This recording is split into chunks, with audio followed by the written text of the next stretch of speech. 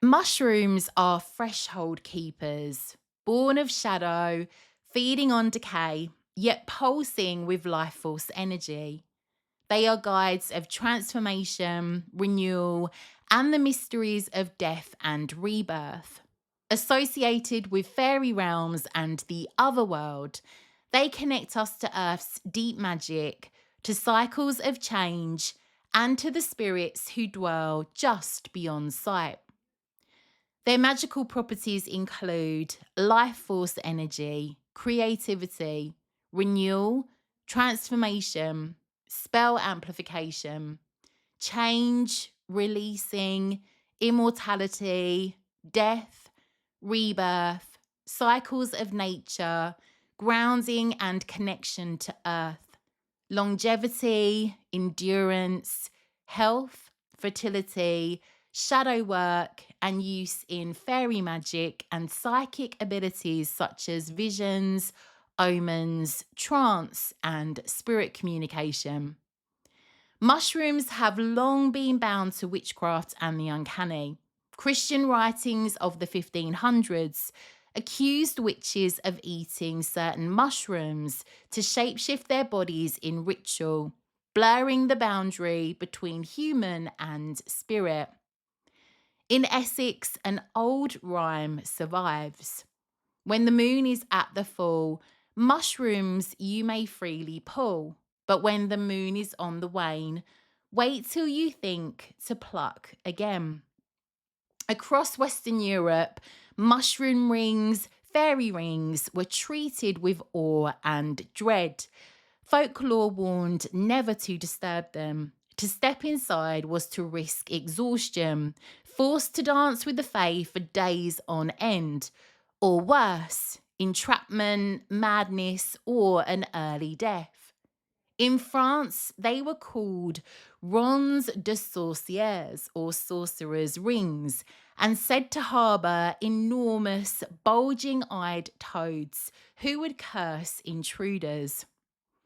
German law named them the Hexenkreis, or witches' circle, portals to the spirit realm and remnants of nocturnal rites.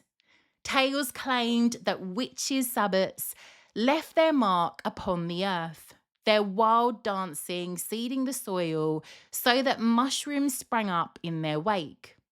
In some traditions, the circles were signs of Walpurgis night, when witches gathered to celebrate the coming of spring. The Hexenkreis was also tied to the figure of the Hagazusa, the hedge rider. This old witch woman was said to leap across the hedge, the boundary between the village and the wilderness, to roam the night and practice her rites.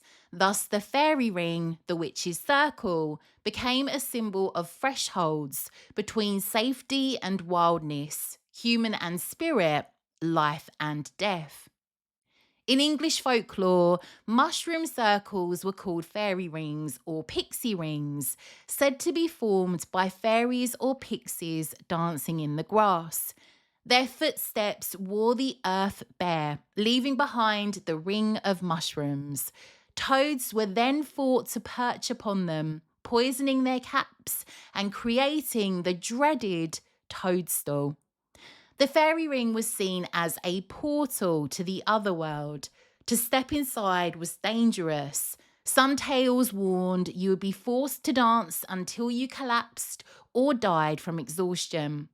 Others said you would vanish, becoming invisible in this realm, or else be whisked away into fairy realm itself. In Switzerland and Russia, such rings were believed to conceal buried treasure, which only the fae or a witch might help to reveal. In Scandinavia, elves were credited with creating the circles through their midnight revels, leaving behind mushrooms steeped in their power. Fairy rings appear in countless tales as gateways, doorways into other lands, or into other times. A wanderer might step inside and be carried to a strange place, or find themselves returned to the same spot centuries later. English law even linked the rings to Puck, the mischievous fairy king, whose name was associated with Pogger, the toad. These toads were said to sit upon the unwholesome fungi, while the champignon, also called paddockstall, was believed to spring from those wanton elves whose pastime is to make midnight mushrooms. One particularly feared toadstool, the Clathrus cancellatus, or lattice stinkhorn, throughout folk belief was said to cause cancerous sores if handled. Its foul stench earned it a devilish reputation. The toad itself was long seen as a form of the devil, and so the toadstool, pixie stool, paddock stool was thought to grow from the droppings of demons. There are around 60 species of mushroom known to form rings. Fairy rings are created underground from a single spore that sends out fine filaments called hyphae, which grow outward in every direction. Over time, they form a perfect circle of mycelium, and when the mushrooms fruit at the edges, the ring appears. Though the mushrooms themselves may last only a few days, the hidden mycelium can live for centuries, creating ever-widening rings each year. These rings often seem to appear overnight, as if conjured by magic, usually in summer or autumn after rain. In the 16th century, it was theorised that lightning caused these circles. It was not until 1792 that William Withering identified fungi as their true source. So let's have a look at Amanita Muscaria, or fly agaric. The most iconic of all mushrooms is the Amanita Muscaria, the crimson-capped fly agaric. In folklore, it is associated with gnomes and nature spirits, often shown perched upon its bright red caps or sheltering beneath them.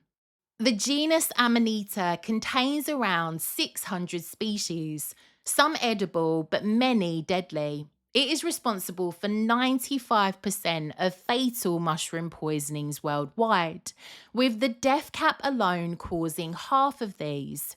For this reason, mycologists strongly discourage all but the most expert foragers from attempting to eat any Amanita. Fly agaric has long held a place in myth and imagination. It is the magical mushroom that helps Alice change size in Alice's Adventures in Wonderland.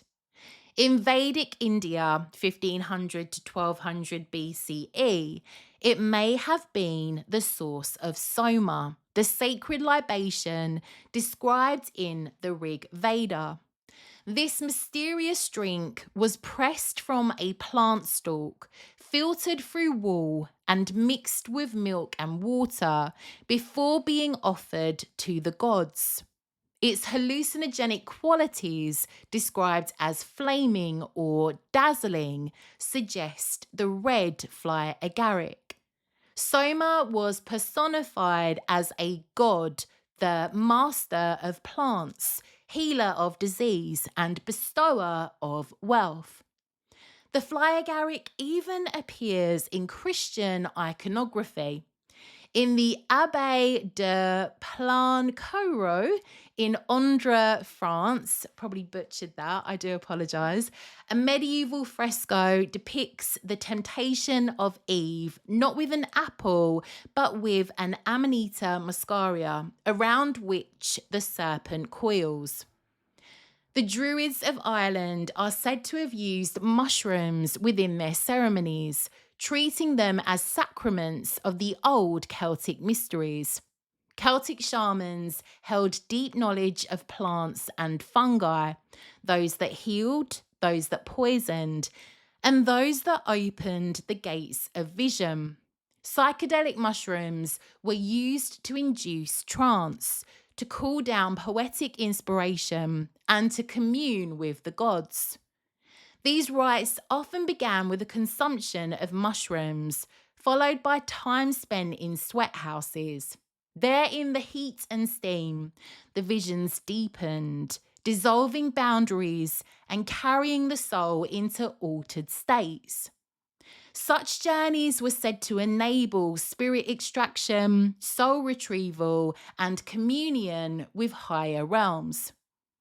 Psilocybin, the compound within these mushrooms, is known as a boundary dissolver. It quiets the ego and loosens the rigid sense of individuality, allowing the initiate to glimpse the great web of interconnectedness. To some, the visions may appear as hallucinations, but to the one journeying, they are revelations, mystical experiences beyond words, often marking a turning point in life. The witches of Thessaly were famed for their sorcery, astrology, and for drawing down the moon. Some scholars suggest that this rite may have involved the use of mushrooms, opening visionary states to command celestial powers. Even Hippocrates, the Greek physician, recorded mushrooms in medicinal potions. In Slavic lands, the god Veles, lord of earth, water, forests, and the underworld, was said to gift the fly agaric to humankind. Tradition held that the first mushrooms found in the forest must be left as offerings to him. Further afield, indigenous peoples of Central and South America wove mushrooms into their sacred rites. The Maya and Aztecs called them the flesh of the gods, tightly regulated by priesthoods. The Aztecs knew the divine mushroom as Teonanacatl, and depictions of mushroom gods can still be seen in their carved stones. Among Native Americans, puffball mushrooms were revered as tools of healing. When burst, they released a cloud of spores believed to spread healing power across the land.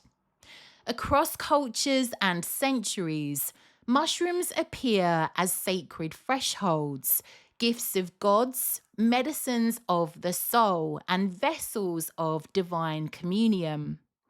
Much of the old witchcraft lore has been lost to time, yet fragments remain. It is said that witches prepared their salves at Samhain and on Sabbath nights, using psychedelic and poisonous plants such as poison hemlock, fly agaric, monk's hood, and henbane. These were simmered in goose fat to create an ointment, then applied to thin layers of skin beneath the arms or upon the genitals. This practice is tied to the enduring imagery of witches flying upon broomsticks, for the broom handle was said to be used to apply the salve. Through its use, the witch entered trance states and visionary journeys, her spirit soaring into the otherworld. Folklore depicts her not only astride a broom, but riding animals, so goats, ducks, pigs, wolves, and cats, as she disappeared into the night. Mushrooms themselves have long been bound to witchcraft, femininity, and old magic. One of their central mysteries is interconnectedness. The vast networks of mycelium linking trees and plants beneath the earth mirror the invisible threads that bind all living beings. In this way, mushrooms remind us of our interdependence, our shared vitality, each sustaining the other.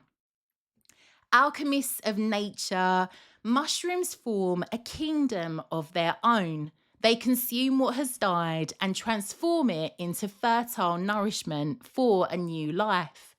They are the composters of the world, keepers of the cycle of death and rebirth.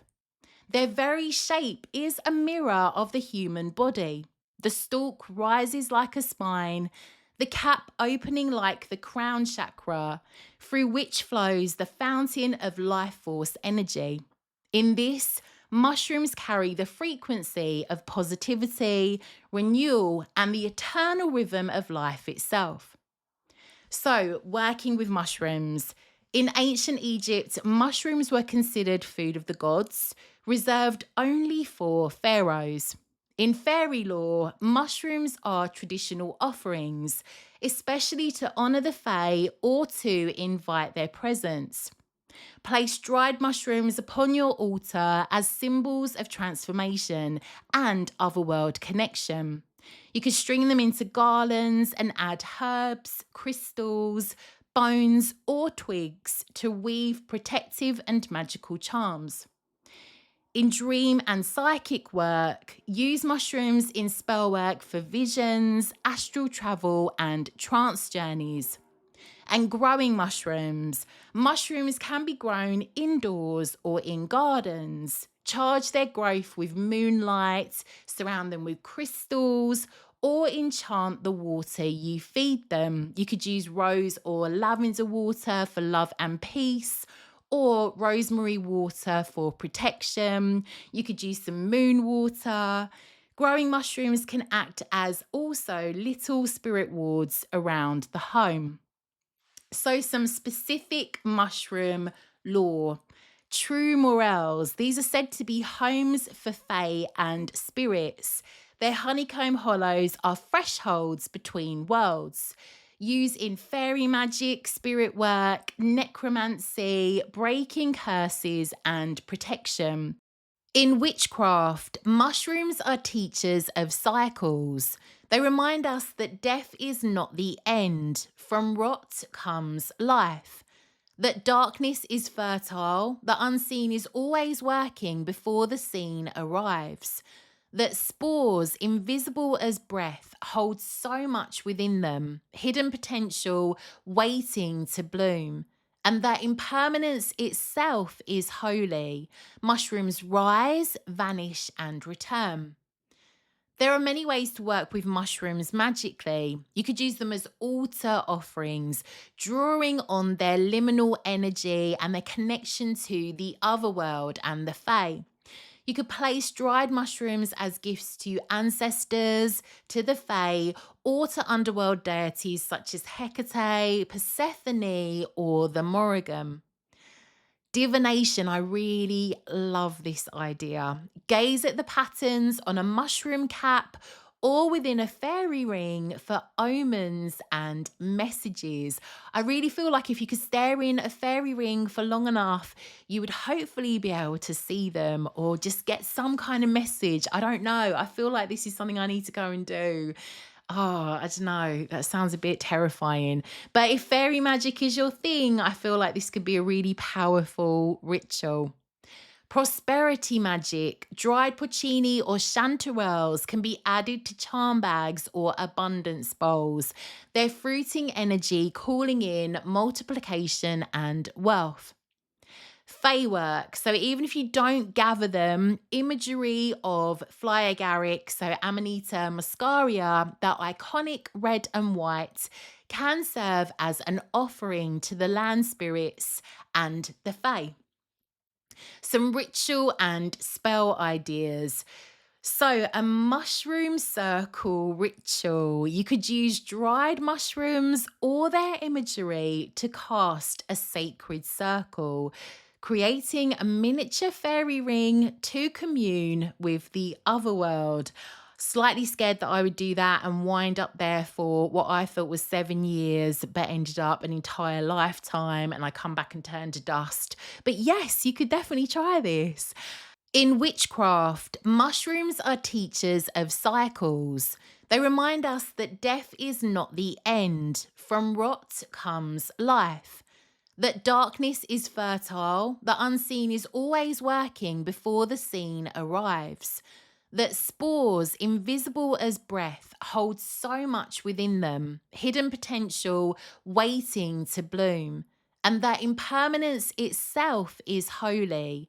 Mushrooms rise, vanish, and return. There are many ways to work with mushrooms magically. You could use them as altar offerings, drawing on their liminal energy and their connection to the other world and the fae.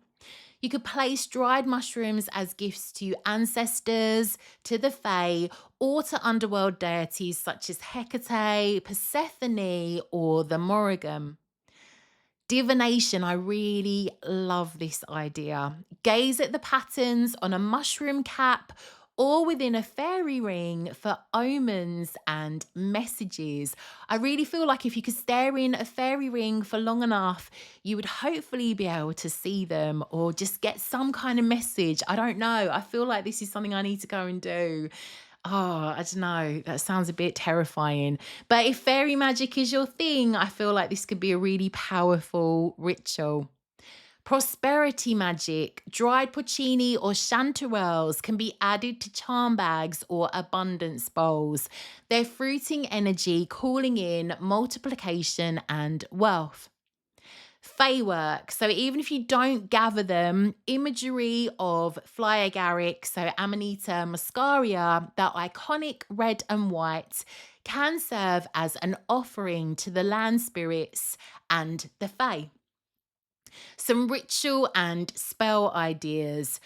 So, a mushroom circle ritual. You could use dried mushrooms or their imagery to cast a sacred circle, creating a miniature fairy ring to commune with the other world. Slightly scared that I would do that and wind up there for what I thought was 7 years, but ended up an entire lifetime, and I come back and turn to dust. But yes, you could definitely try this.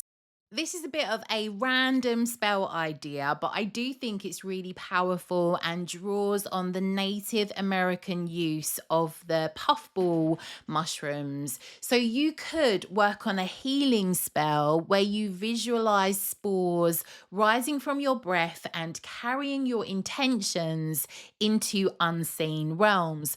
But I feel like this could be a really good healing spell that you could do for somebody that is far away from you. So perhaps sending the healing to them and out into the cosmos. You could use mushrooms as an underworld offering. So perhaps place mushrooms at a crossroads or on an ancestral shrine to honor the dead.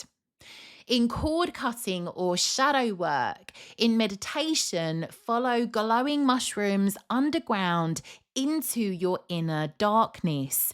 Let these mushrooms guide you through death, decay, and transformation into renewal. In alchemy, mushrooms became a living metaphor for the magnum opus, the transformation of base matter into gold, and ultimately the soul's refinement. So, with decay as catalyst, mushrooms grow from rot, shadow, and death. What appears ruined or wasted becomes the very soil of transformation.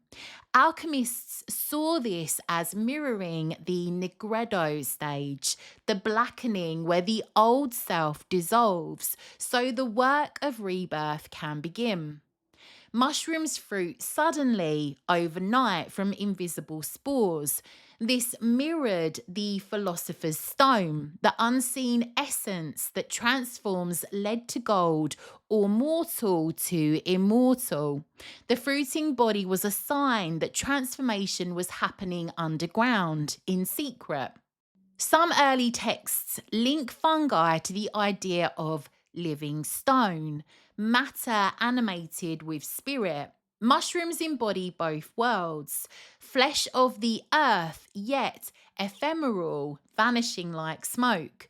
So, in alchemical terms, mushrooms aren't just food or poison, they are proof that transmutation thrives in the dark. So, what do mushrooms teach us? That endings are beginnings, that the unseen world shapes our reality, that what looks like decay is in truth the cradle of transformation. They remind us to trust the cycles of death and rebirth, shadow and light, hidden and revealed. Next time you see a mushroom in the wild, pause.